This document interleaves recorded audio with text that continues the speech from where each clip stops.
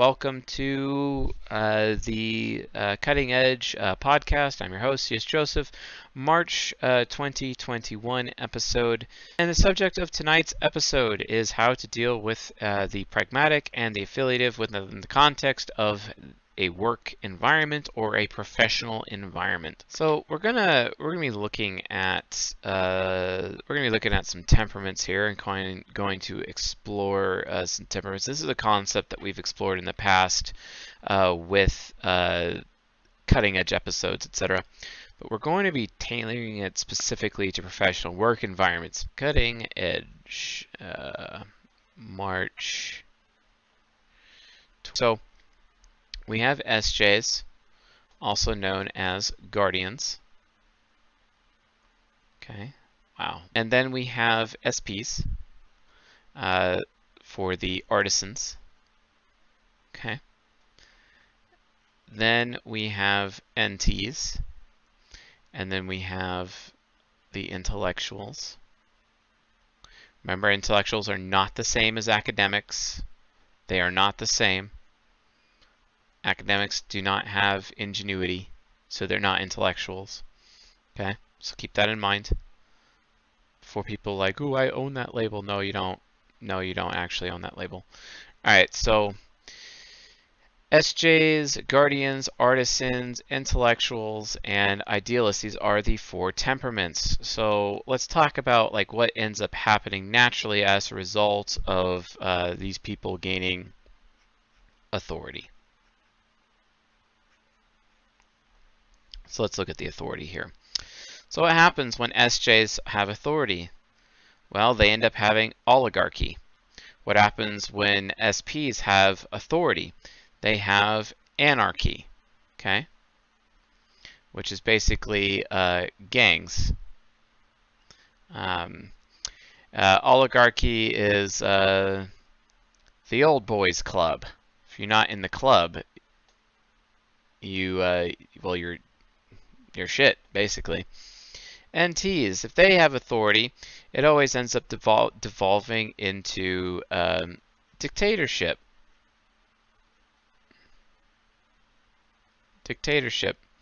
Or another way of saying that is totalitarianism, but then again I could argue that that's not entirely accurate. And then we have idealists, and idealists always devolve into communism when they control society. It's important to understand these things, and we've talked about this plenty of times before in previous cutting edge episodes, how the four temperaments actually define any form of politics or politicking or political theory, political science within like the nation or world politics or even community politics, but this also applies directly in the workplace. So from a workplace politics standpoint, it's really, really critical to make sure that you are keeping track of each of these things and which one of these temperaments are actually dominating the workplace. It is absolutely critical that you come to this understanding or come to this conclusion sooner than later. So let's actually use some examples of some specific workplaces where each of these things come into play, right? So using the green ink, we're going to discuss that. So I'm just going to go right for the throat here. Pot farm. A pot farm workplace would be anarchy, gangs oriented. Pot farm. Actually, so also potentially is a farm, an individual farm. An oligarchy, this could be venture capital. It's an example. Oligarchy is all about venture capital. Communism, a coffee shop. Coffee shop people usually are NFs, and they're usually hippies, hippie AF. So that's a situation there. Dictatorship. An example of dictatorship would be a tech giant. So Tesla, Facebook, those are examples. SpaceX as well, dictatorship. The process of NTs leading to dictatorship, sure. Well, we can look at that. Why is that? Well, because these people are pragmatic. And these people are also pragmatic. All right. And down here we have affiliative. We're going to give the rainbow for this one. You know, like Skittles. Taste the rainbow, right? Affiliative. Gotta give them their little special rainbow, etc. Okay, so the pragmatism, and what is pragmatism supposed to be focusing on? They're focusing on the best way to do something. They always want the best way. Whereas the affiliative folks are focusing on the, quote, right way, right? The right way. Okay, so then using that model, we can go over here, and we have a spectrum. We have the objective, and we have the subjective. We have the best way closer to the objective way of thinking, and we have right way to the subjective way of thinking. All right. So let's talk about leaders. Okay, let's talk about leaders. What are some leaders? Some business leaders. So we have Elon Musk. It's all about dictatorship. We have Zuck. He's also all about dictatorship, for sure. Then we have idealists. We have Teal Swan. We have Gary Vaynerchuk or Gary V, etc., with how he runs it. Another example of an NT dictator would be the CEO known as John Furner, CEO of Walmart. Another example of a dictator in the workplace is Ray Dalio as well. Ray Dalio is another one. Okay, another idealist is the CEO of Canva.com. Forget her name. That's another example of an NF CEO. So that's also important. Okay. Here's some example of SJ leaders. Joe Biden, Obama. You know, back to dictatorship, we can actually put Trump over here. Donald Trump, I mean, he's the same type as John Furner and Ray Dalio. I guess that makes sense, right? There's also Bill, the CEO of Exagrid. That's another one. He's a dictator, all about pragmatism. You can also talk about Gaddafi before he was killed in Libya, also a dictator. You know, Castro over here for NFs. Chairman Mao, another one. Pol Pot, etc. Butchers, right? Then, so yeah, you got your Bidens, you got your Obamas. You also have the second richest man in the world, who is the CEO of Amazon, Jeff Bezos, over here. It's got to be in that old boys club, etc. You know, big time venture capital approach. The former husband, before he was killed, of Carol Baskin, and he was the Oligarchy. Carol Baskin herself is over here in the Idealists. Isn't that great? An accused murderer among the idealist business leaders of America. Amen. Isn't that fantastic, right? But then over here you got Joe Exotic, Anarchy, right? Running his business. That's Joe Exotic over there, Mr. Gangs, right? So Teal Swan is not an INTJ. She's not systematic, but we can have a conversation later offline to talk about that, Helen. and hopefully you can convince me. Yes, Pablo Escobar. It's another great example. Um, Another good example of the oligarchy is from Futurama, the guy known as that guy. Literally that guy. That guy. Okay. So yeah, this is just to give you some distinctions on, how different organizations, different workplaces end up, when their leaders end up creating certain cultures that people are not really often aware of, and this can be problematic. This can be very normal. And the difference is that, if you are not affiliative, well, you're going to have to learn how to be affiliative. If you are not pragmatic, you're going to have to learn how to be pragmatic. And don't forget that when it comes to right way versus best way, the best way is closer to the objective and the right way is closer to the subjective, because the right way of doing something actually is more of a matter of opinion, whereas the best way to do something is actually closer to the truth. It may not always be the truth, but it's closer to the truth. So if you really want to look at it this way, using a different color, so this would be 80% in this direction, and then this would be 80% in that direction. So there's still a 20% failure rate based on, this is really the right way to do something, versus there's still a 20% failure rate for, okay, yeah, this is the objective truth, this is the best way to do something. So most organizations end up living, around the 80% marks on either way, depending on what the temperament is that is dominating the organization culture. That INTJ. Yeah. So, yeah, Doc Antle. That's right. Doc Antle.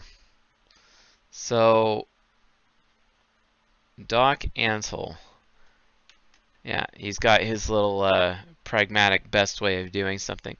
So anyway, you can literally see all these different people in there. Well, I mean, if you want to do that, then we got to do Jeff Lowe. You got to put Jeff Lowe here in ISTP Artisan Chaos Anarchy Gangs land. Good old Jeff Lowe. One of the best examples of an ISTP con artist I've ever seen. So yeah, Bhagavan Antle. Yes, Doc Antle. I almost had him on our show, by the way. That would have been really cool. He didn't like the idea because, it wasn't dignifying to his name. Whatever. Literally whatever. So yeah, cool.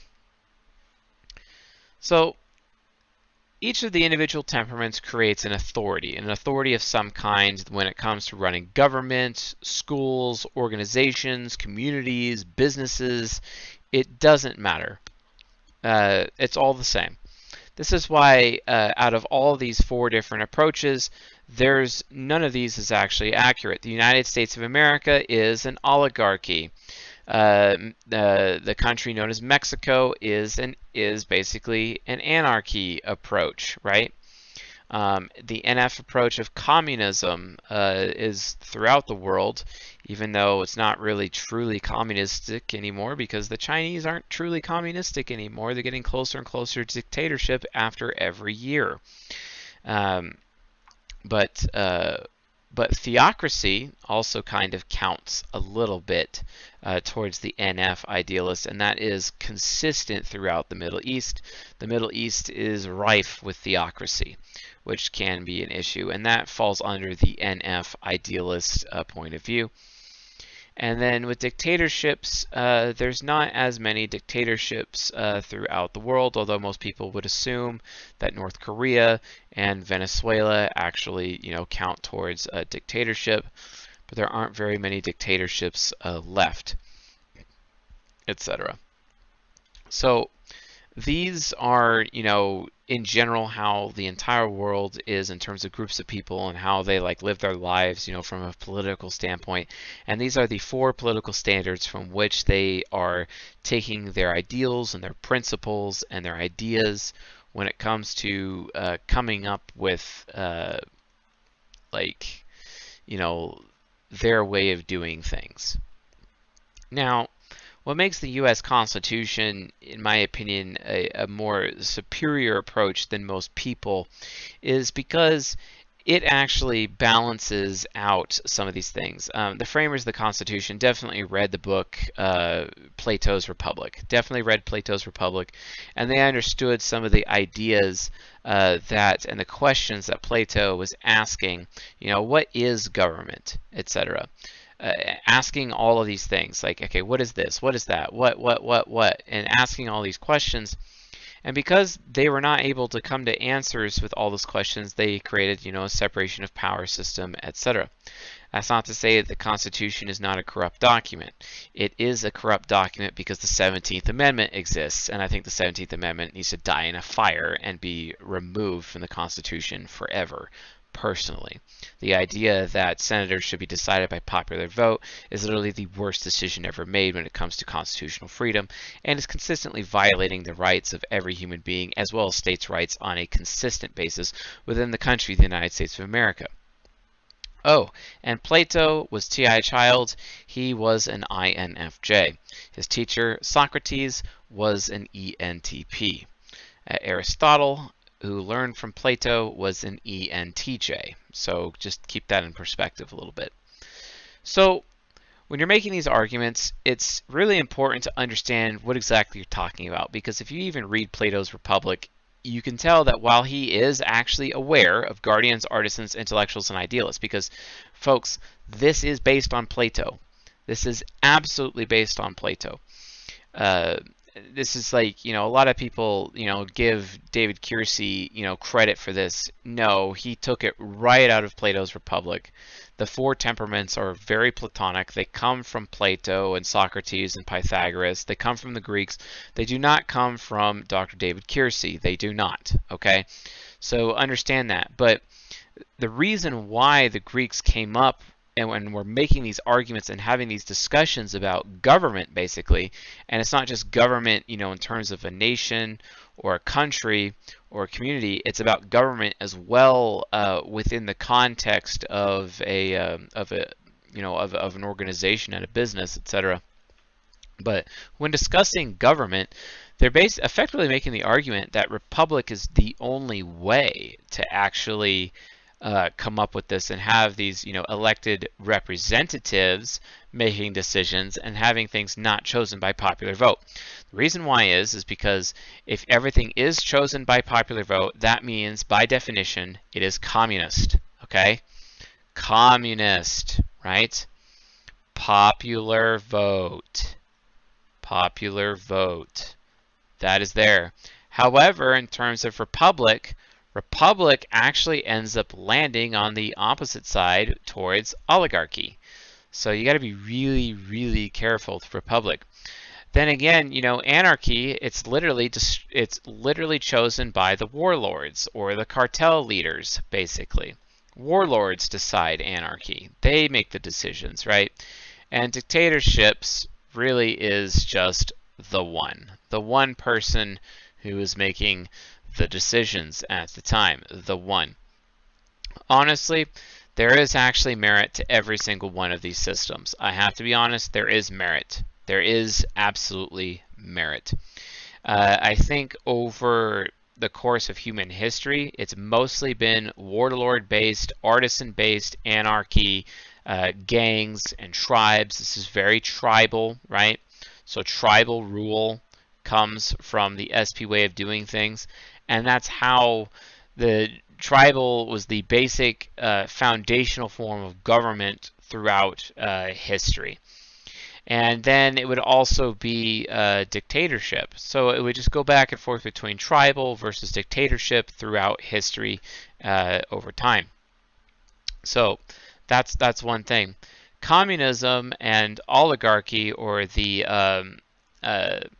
or the you know, the republic, essentially, those two things are kind of more, they're newer ideas. They're a lot newer ideas. So you really got to keep all this in perspective, and this also counts for church. You know, if you have SJs running your church, or if you have your or NFs running the church, which is typical because they're all about the right way to do something, you know, it can be an issue. And a lot of people don't, you know, go to pragmatic church, because if you go to pragmatic church, then you're going to have a problem.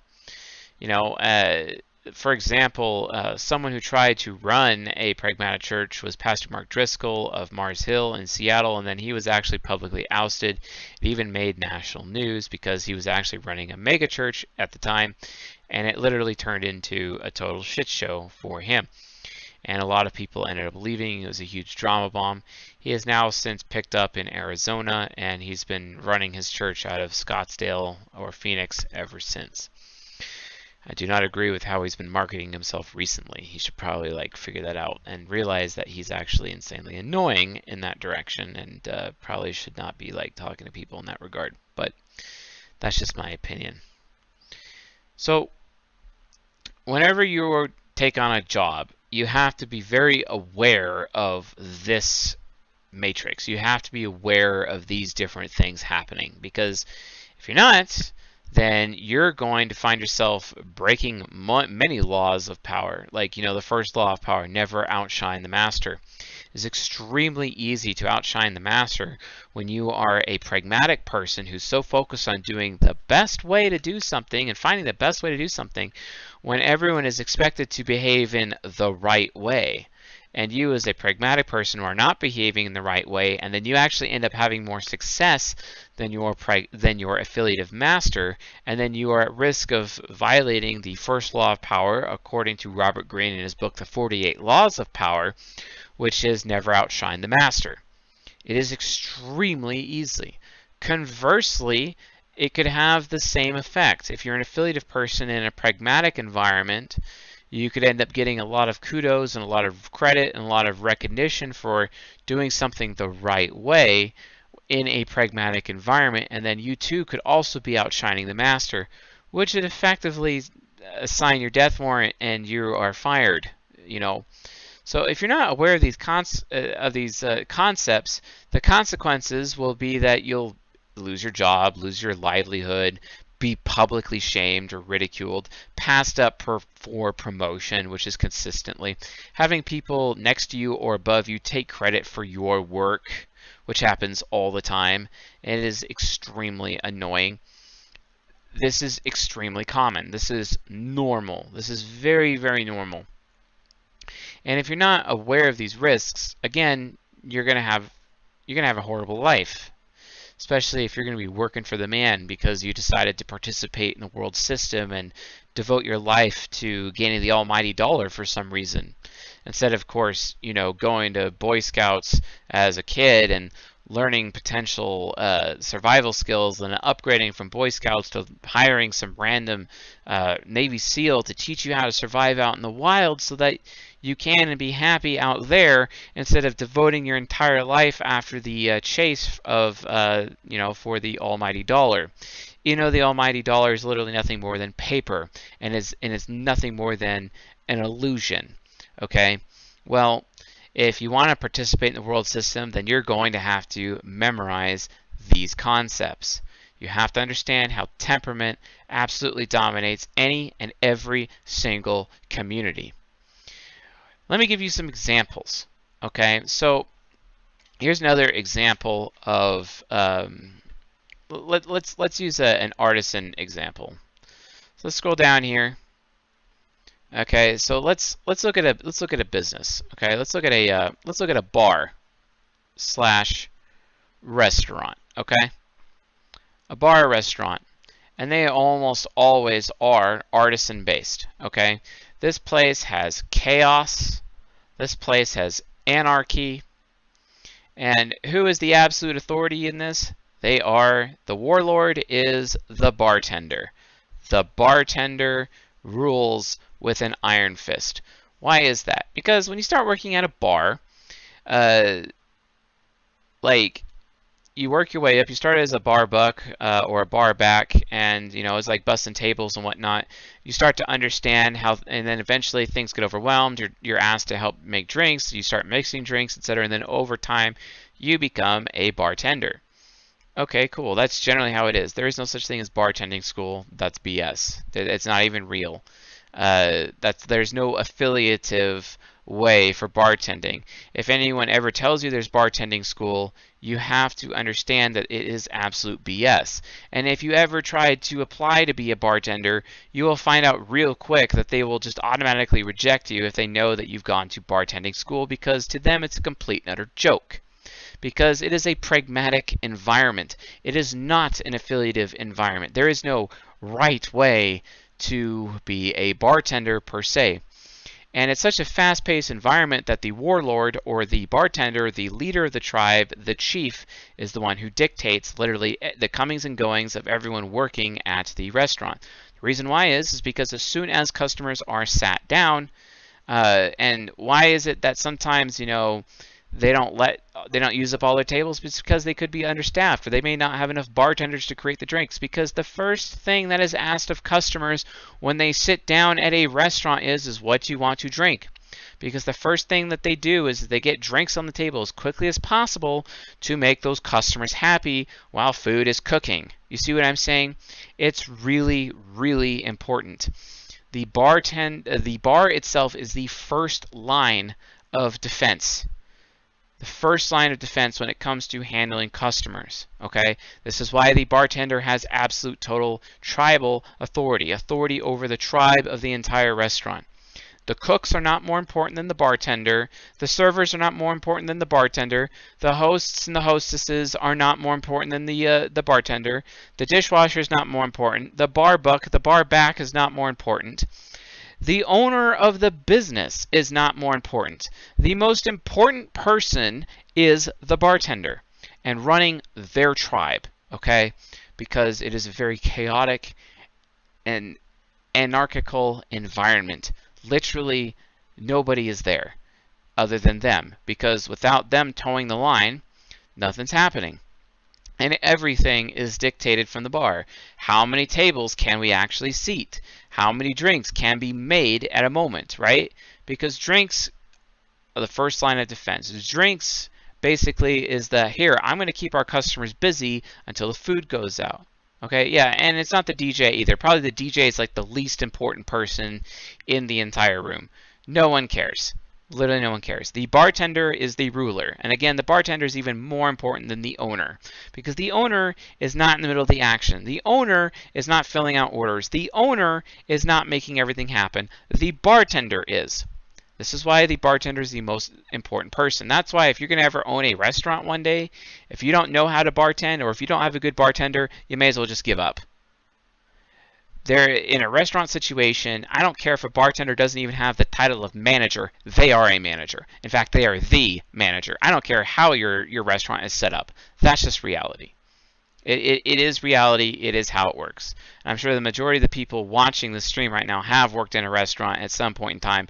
They understand that. They also understand that the dishwasher is the bottom of the barrel, and I've been there.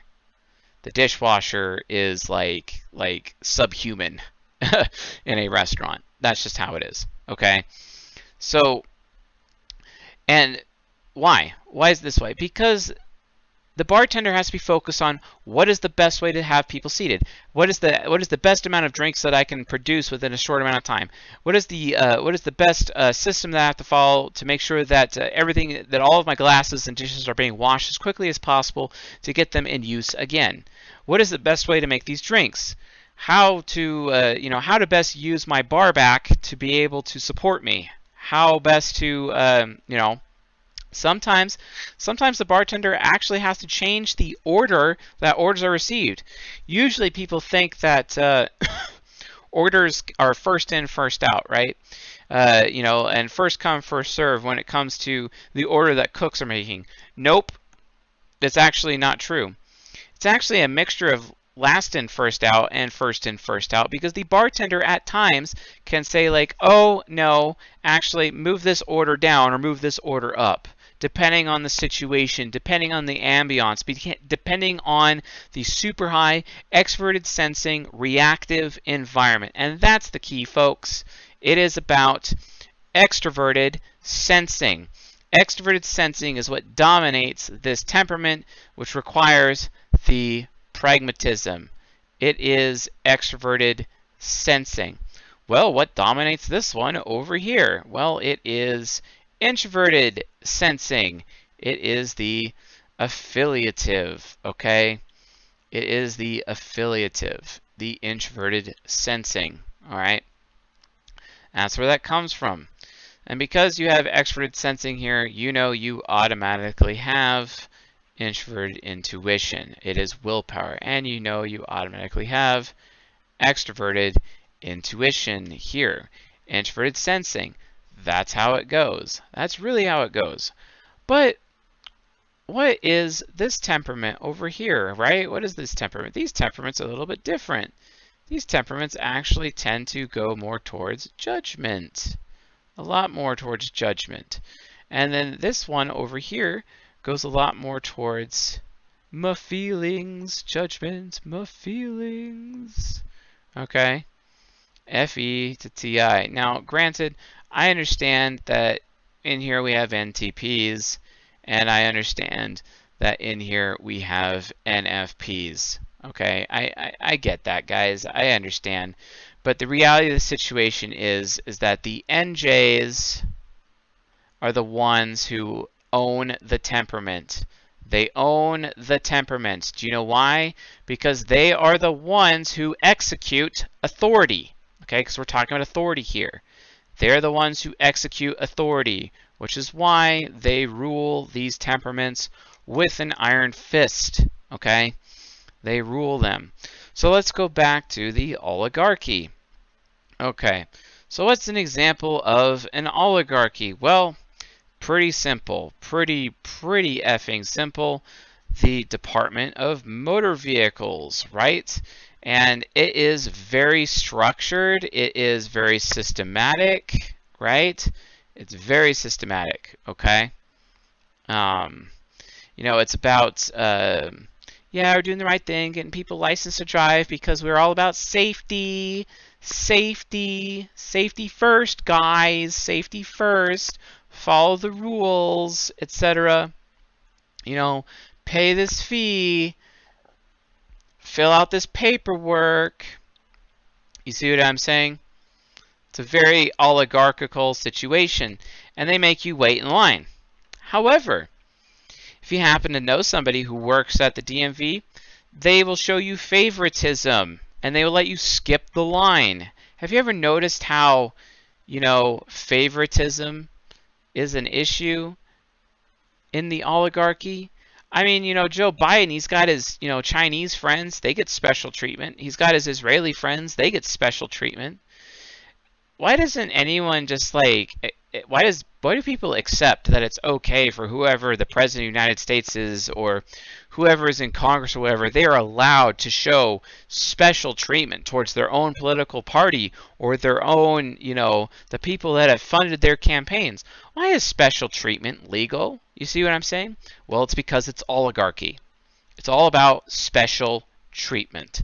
Special treatment is everything because, you know, SJs are all about feeling special. Feeling special. And we get to decide who gets to feel special. Another example, you know, as Moody pointed out, academia. Yes, academia is all about the oligarchy. This is why you have the concept known as tenure. You know what tenure means, guys? It means I've worked here for 10 years, which means I have tenure, which means I can't be fired even if I'm a jackass. See what I'm saying? Special treatment, favoritism, okay? That is the oligarchical way.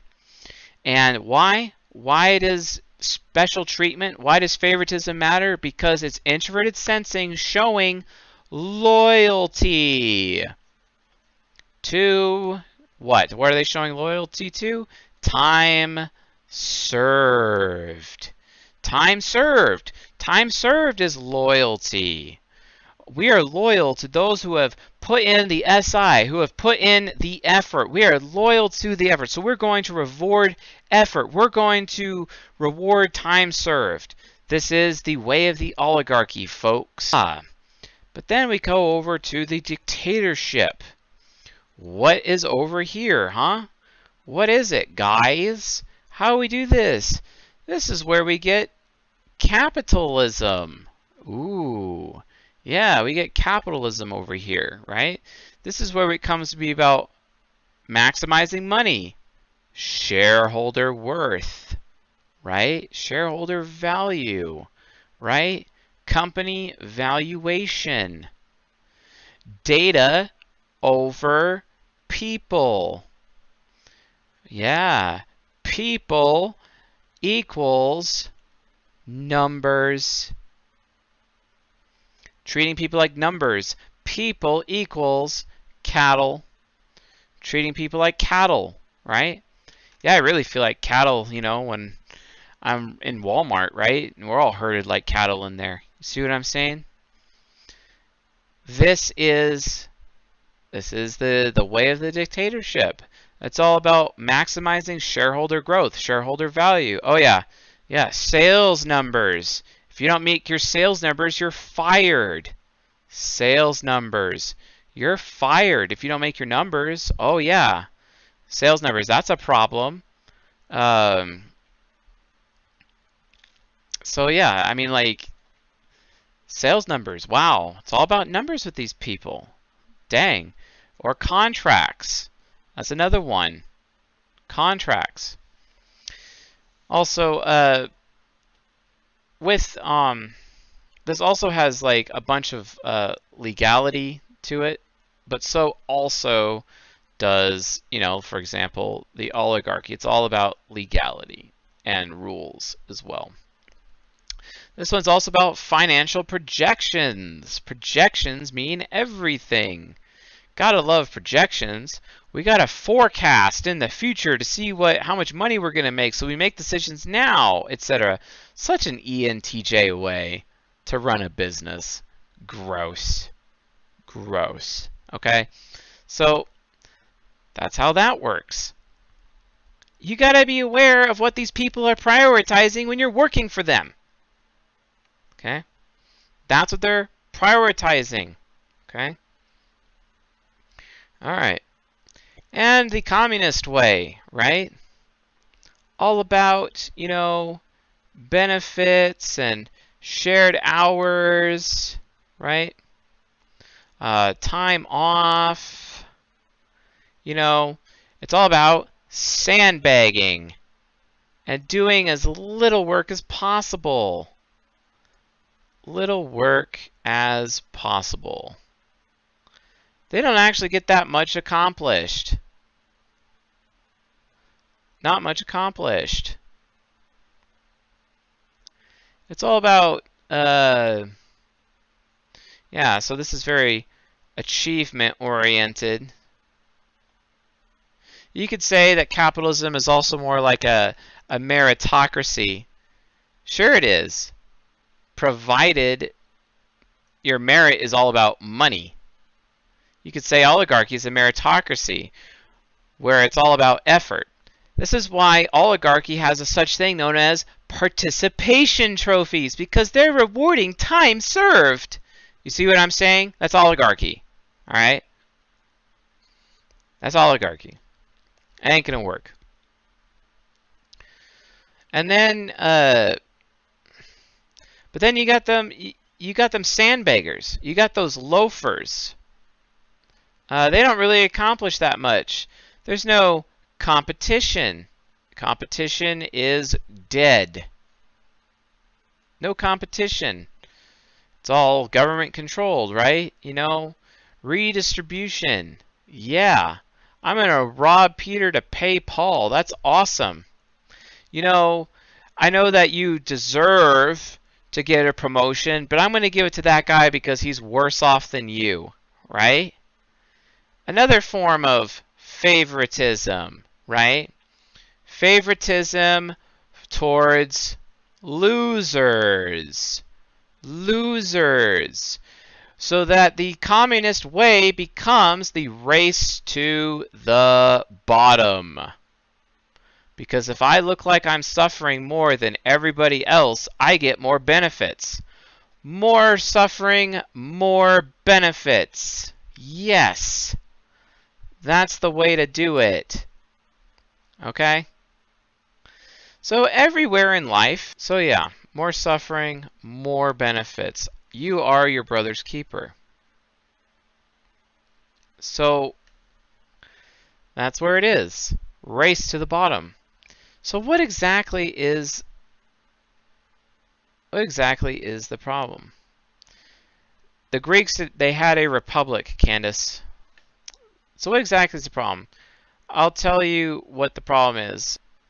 Regardless of whichever one you subscribe to, y'all are wasting your time. Not one of them is actually good. Oligarchy doesn't help. Anarchy doesn't help.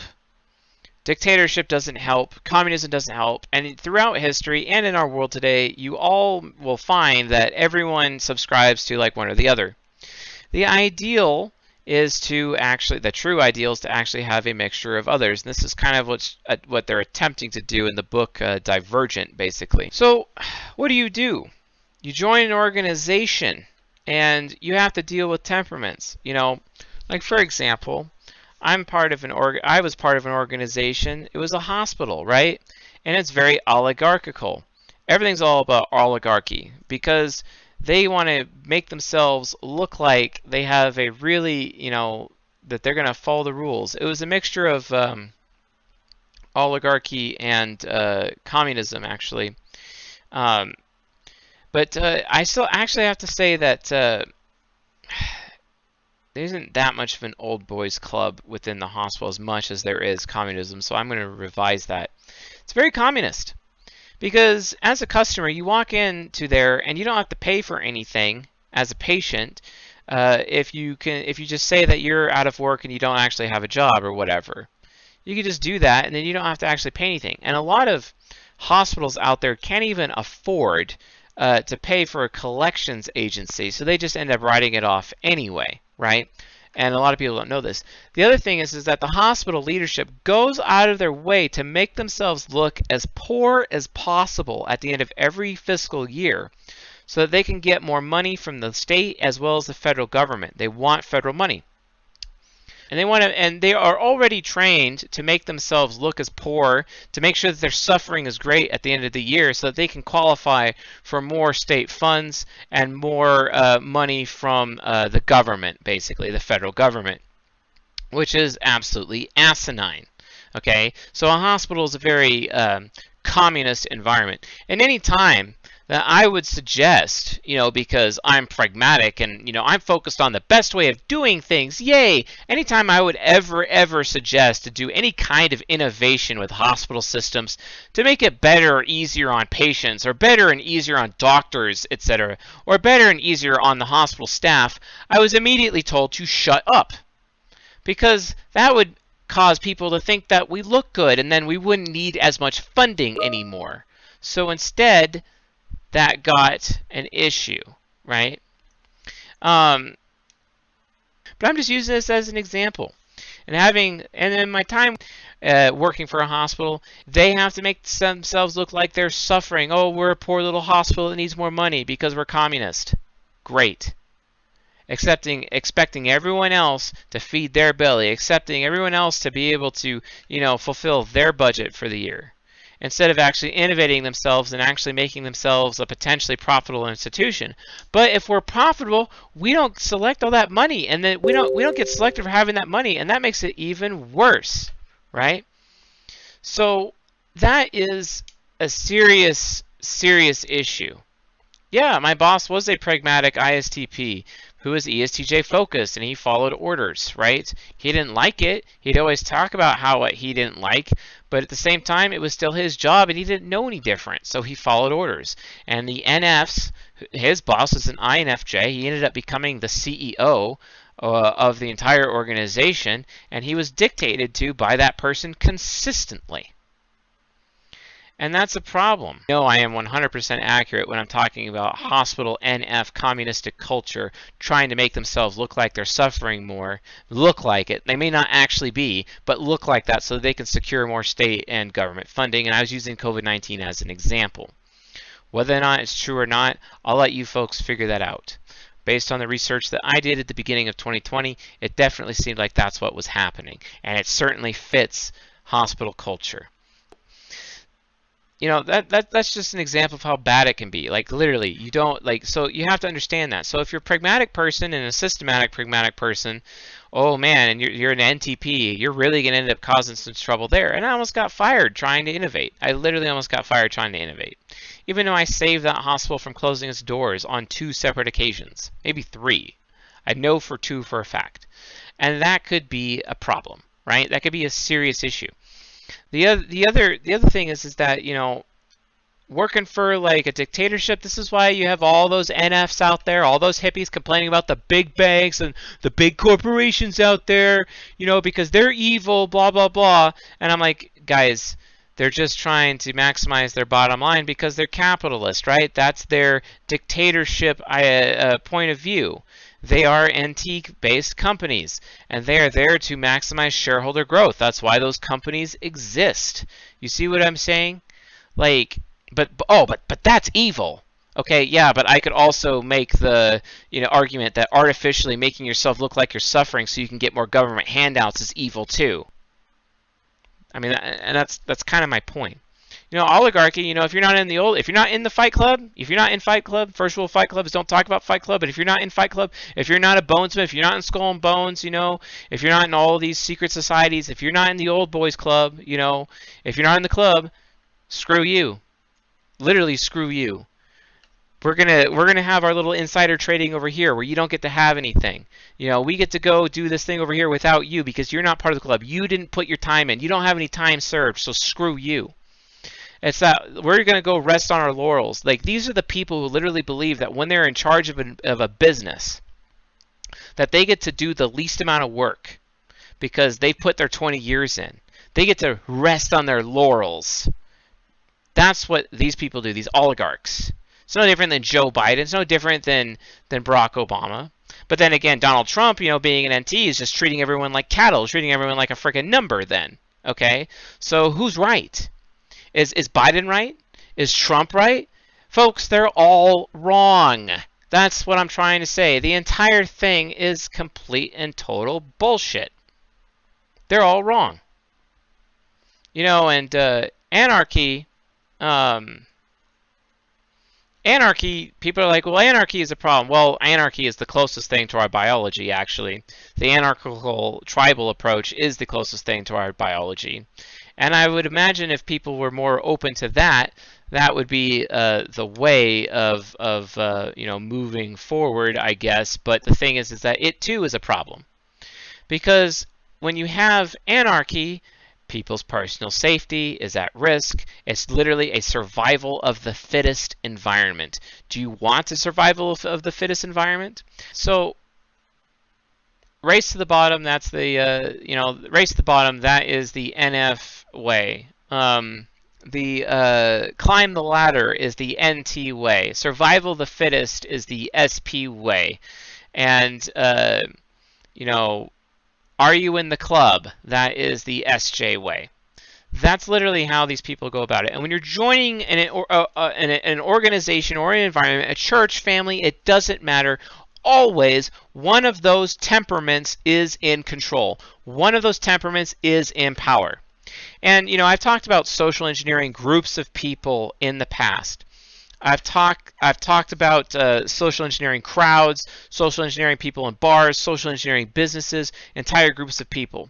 You have to identify the specific type of that huge group of people, and knowing their temperament is really important. And this is one of the ways. Eventually, you get to the point where you could type specific businesses, like Exagrid, for example, is an INTJ business. Walmart is an ENTJ business, right?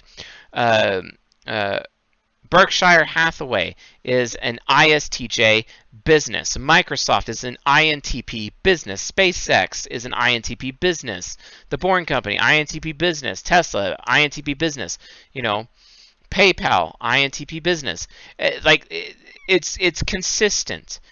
And once you can actually type the specific types, you got to identify which people within the organization are representing which cognitive functions or are proxies of certain cognitive functions. And then you could start to influence the organization by social engineering and ego hacking those specific people within the organization. More on that in another episode. But the point is, you will not be able to get anywhere in life if you decide that, you want to go after money, which means you're going to work, you're going to be in the workforce, you're going to be within these organizations, and then as a result of that, you have to be okay with understanding, identifying what the temperament is of the specific organization you're working for, and make sure that you use cognitive emulation so that you do not get in the way of that temperament's imperatives, or that temperament's goals. Like the race to the bottom, right? Or maximizing your bottom line, or the survival of the fittest, or being in the club, in the in crowd, right? With the SJs, etc. Like that's all there is. That's all there is. It doesn't matter which organization you're a part of. I mean, folks, I was fired from being a dock worker for a company called Storkcraft because I was being pragmatic. I was being an NT in a very NF-oriented environment. Because I wasn't doing the right thing, I was fired. Even though I was justified, even though it was fair, even though I was the best worker ever. No one could unload shipping containers faster than me. No one could. And it was the hardest work to do. No one could do it faster than me. And I got really strong, I got really buff doing it. I was still fired. Because I wasn't doing the right thing. I wasn't doing it the right way. Because I was pragmatic. You see what I'm saying? These temperaments have their own prejudice. These temperaments within organizations, these cultures, are prejudiced and racist against their own people. They are racist against anyone who is not like them. Mark my words. They are prejudiced against anyone who is not like them within these organizations. That's it. That's it. And if you're not aware of this, you will be hard-pressed to earn a living in this world. This is why I recommend to people you just opt out of society.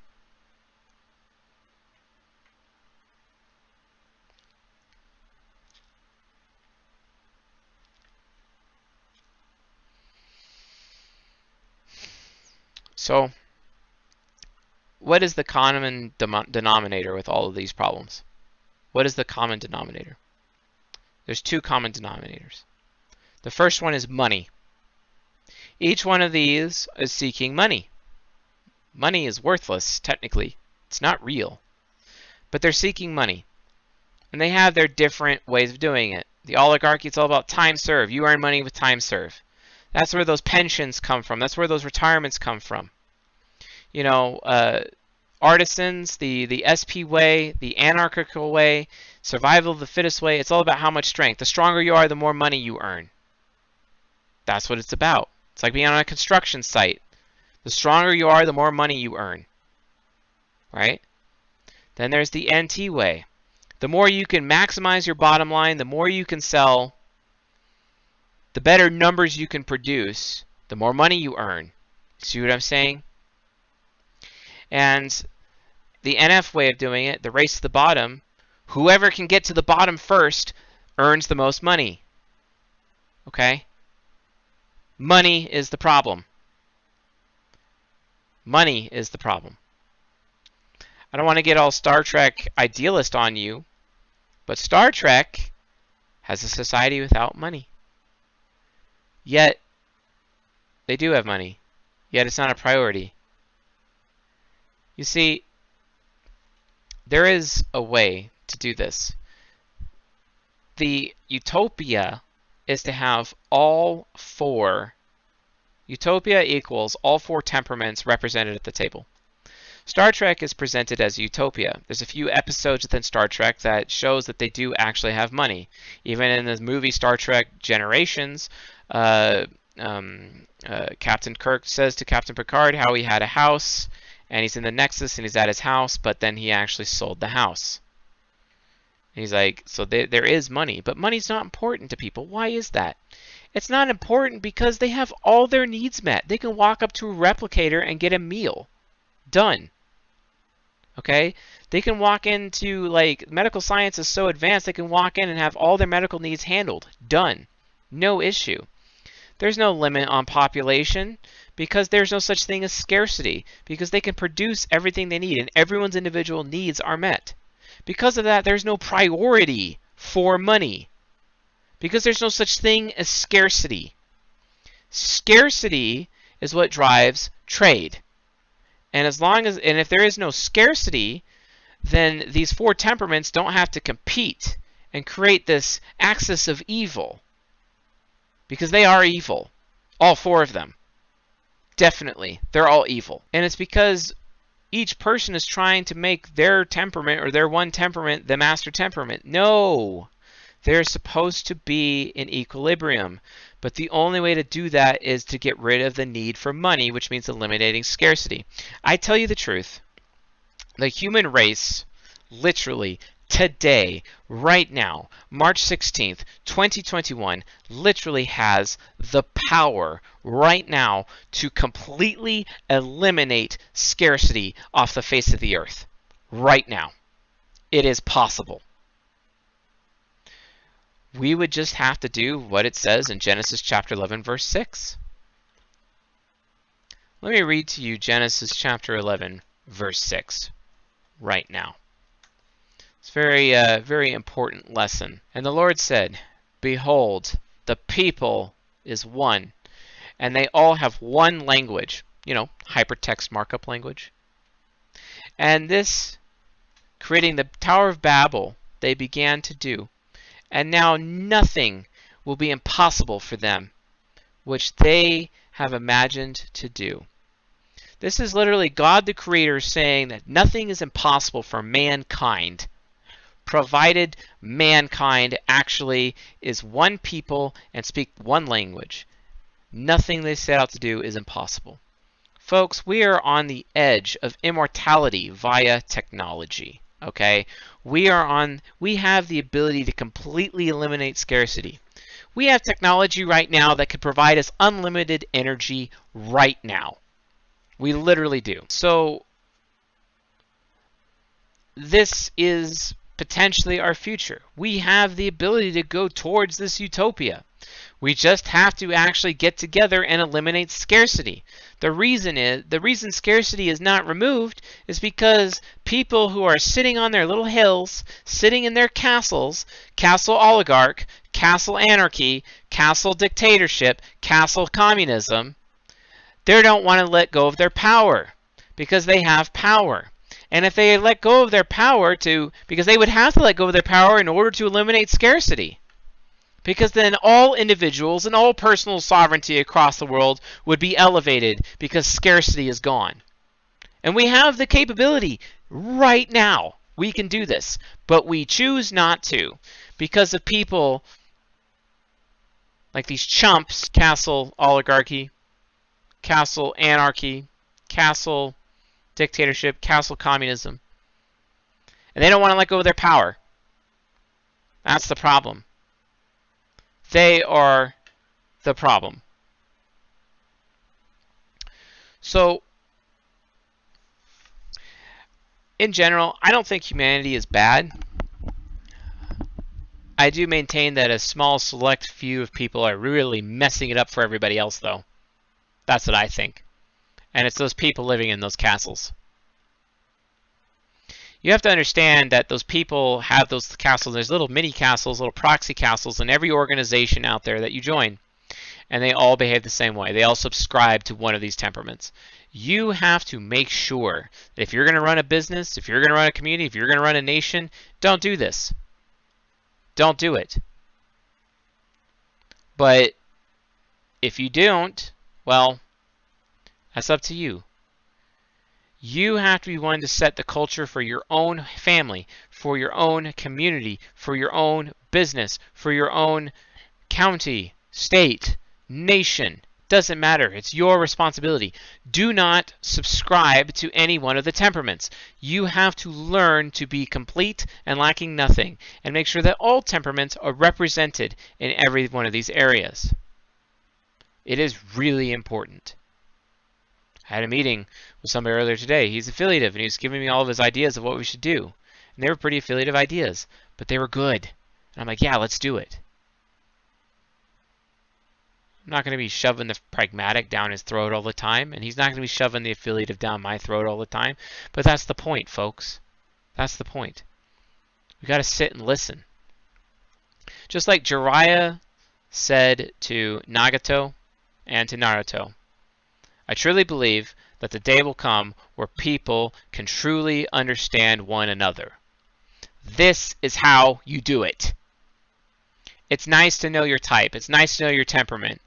But that only handles the micro, folks. We have to be focused on bringing about positive change, even terrible change, terribly good change for the macro.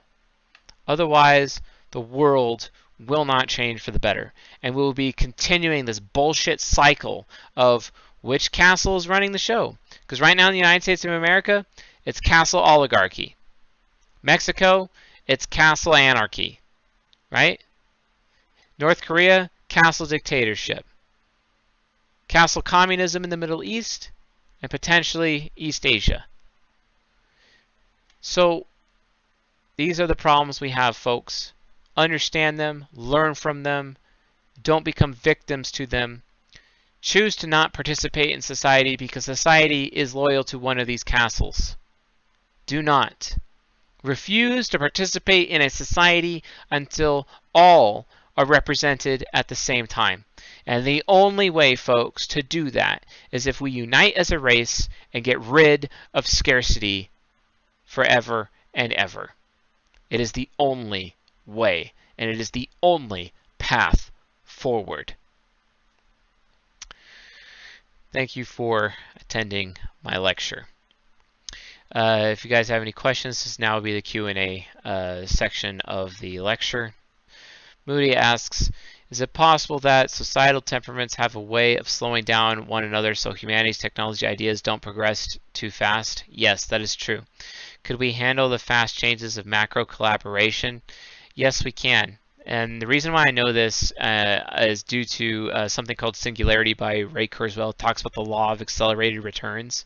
The answer to that is yes. Even though I don't like transhumanism and I completely disagree with him on his premise for transhumanism because I'm a Kellist, but at the same time, like he is still right, and I have to just get over myself, you know. So yes, the answer is yes. Awesome. Yeah, sure. Thanks for coming, Cayman. Will anything have meaning if people are basically gods? Utopia sounds great, but how long would that last? It lasts for as long as scarcity is handled. That's all. Barnabas Stinson. Would being more developed on one of the four sides of the mind influence which group belief you prefer? So if subconscious developed ESFP would prefer an NT-style dictatorship? Yes, technically, Barnabas, yes, there is a little bit of a bias there.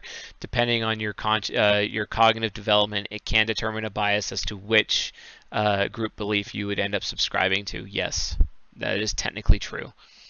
But that person is also more balanced now, so... Yeah, glad to have you back, Jacob. Thank you. How do you suggest eliminating scarcity? Well, first things first, get unlimited energy. It is possible to have unlimited energy. The sun provides us unlimited energy. We should be harnessing that power. Solve the energy problem first, and then everything else will cascade and work from there.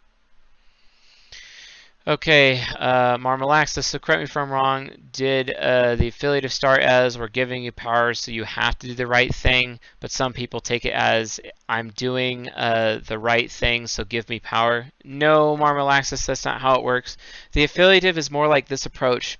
Because I am focused on doing the right thing and you're not doing the right thing, that means I'm a better person than you, which means I get to have authority over you. And I get to elect myself with an authority over you because you don't care about doing the right thing and I do, which makes me a better person, a good person. Therefore, I am entitled to having authority over you. That is how the affiliative starts. And that is present in both the oligarchy and in communism.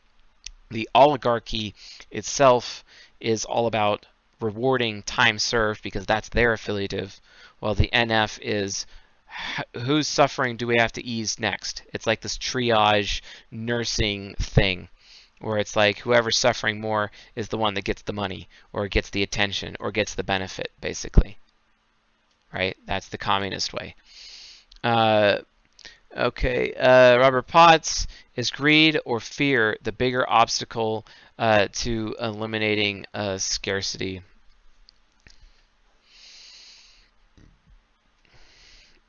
Fear of losing power or greed for more power?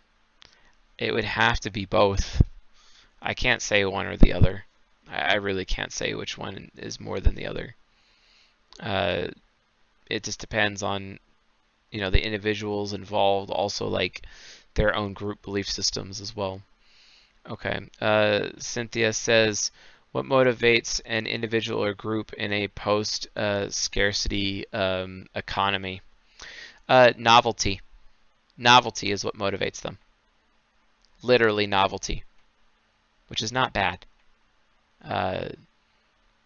Novelty, because this, like, so Karl Marx is always talking about entitlements. Entitlements aren't bad as long as it's the technology providing the entitlement and not necessarily the people. Systems themselves are creating and dishing up the entitlement, dishing up, you know, the replicated food or the medical services, etc. But literally, it's novelty. Novelty is what drives the post-scarcity economy. Okay. Elliot Woodhead, isn't the only way to truly eliminate scarcity to eliminate death itself, seen as life itself is a scarcity? No, not necessarily, no. Because removal of death would also mean removal of life itself, because then you're effectively an undead husk and you're not actually really alive. So it's different. It's more of, it's not technically truly eliminating scarcity. It's more of we have absolute command of scarcity. Scarcity could always return if there is like this major extinction event of some kind that we don't know of.